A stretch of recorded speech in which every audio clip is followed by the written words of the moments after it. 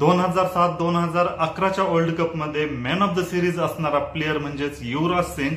आणि युवराज सिंग जेव्हापासून आयपीएल मधून पण रिटायर झालेला आहे तेव्हापासून तो पूर्णपणे गायब आहे.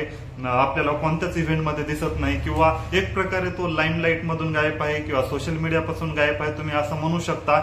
आता last time T20 world cup मध्ये ह्याच्यामुळे दिसला होता की त्याला ब्रँड अँबॅसिडर म्हणून अपॉइंट केलं होतं, त्यामुळे दिसला. नाहीतर जेव्हा लास्ट सीझन तो मुंबईकडून आयपीएल मध्ये खेळलेला आहे तेव्हापासून युवराज सिंग मोठ्या स्टेजवर कधीच दिसत नाही किंवा सोशल मीडियावर त्याचा ट्रेंड नसतो किंवा खूपच जास्त लाईमलाईट मध्ये आहे असं काहीच नव्हतं. युवराज सिंग पूर्णपणे बाहेर गेलेला होता किंवा पूर्णपणे चर्चेतून गायबच होता.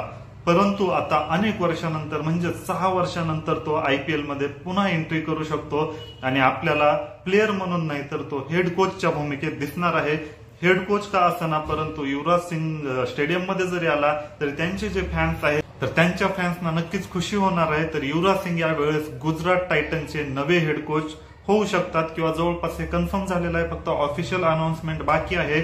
जसं की आपल्याला माहित आहे की या अगोदर आशिष नेहरा होते, जे काही बघत होते थोडक्यात तेच बघत होते, आता त्यांची जागा युवराज सिंग घेऊ शकतो.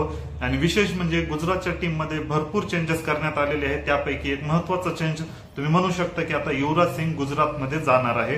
तर सगळ्यात महत्वाचं आता जे युवराजचे फॅन्स आहेत त्यांना तर हे चांगली गोष्ट वाटत आहे, परंतु युवराजला गुजरातमध्ये जाऊन आशिष नेहराची जागा भरून घेणं थोडंसं अवघडच आहे. याचं कारण म्हणजे गुजरातनं फक्त 3 वर्षामध्ये एकदा फायनल जिंकलेला आहे, एकदा रनरअप राहिलेली आहे. फक्त तिसरं सीझन म्हणजेच गेलेल्या वेळेसच सीझन खूप खराब गेलं, नाहीतर फक्त 3 मधून 2 मध्ये खूप चांगला परफॉर्मन्स केलेला आहे.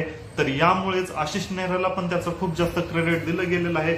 जसं की तुम्ही आयपीएलचे कोर फॅन्स असाल आणि तुम्ही जर आयपीएल बघत असाल तुम्हाला पण माहित आहे की आशिष नेहरा कॅप्टनचं जेवढं चालतं त्याच्यापेक्षा आशिष नेहराच जास्त चालतं किंवा आशिष नेहराच सगळी प्लॅनिंग करतो, स्ट्रॅटेजी बनवतो, अशा टाईपचं आपल्याला वारंवार दिसून आलेलं आहे. आणि स्पेशली जेव्हा डेथ ओव्हर्स येतात किंवा लास्टच्या स्पेशली 1-2 ओव्हर राहिलेले आहेत आणि खूपच कमी रन काढायच्यात, अशा वेळेस बॉलिंग कोणी करायची हे सुद्धा जवळपास आशिष नेहरा सांगतो. तर थोडक्यात जेव्हा गुजरात पहिल्यांदा जिंकली तेव्हा जेवढं हार्दिक पांड्याला क्रेडिट देण्यात आलं तेवढंच क्रेडिट आशिष नेहराला सुद्धा देण्यात आलेलं होतं.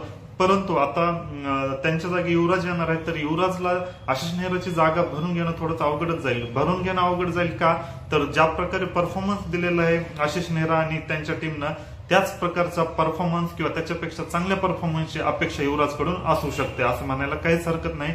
आणि सगळ्यात पॉझिटिव्ह गोष्ट म्हणजे आता आशिष नेहरा गेल्यानंतर सगळे जे काही मॅनेजमेंट आहे ते युवराजकडे जाऊ शकतं. आणि दुसरी गोष्ट, सध्या शुभमन गिल कॅप्टन आहे, तर शुभमन गिल सुद्धा युवराजला खूप जास्त मानत असतो किंवा एक रिस्पेक्ट करतो युवराजची, आणि ही वारंवार गोष्ट शुभमन गिलनं बोलून दाखवलेली आहे. तर एक प्रकारे त्यांची ती बॉन्डिंग बनू शकते, त्यांना तशा प्रकारचा फायदा होऊ शकतो युवराजला.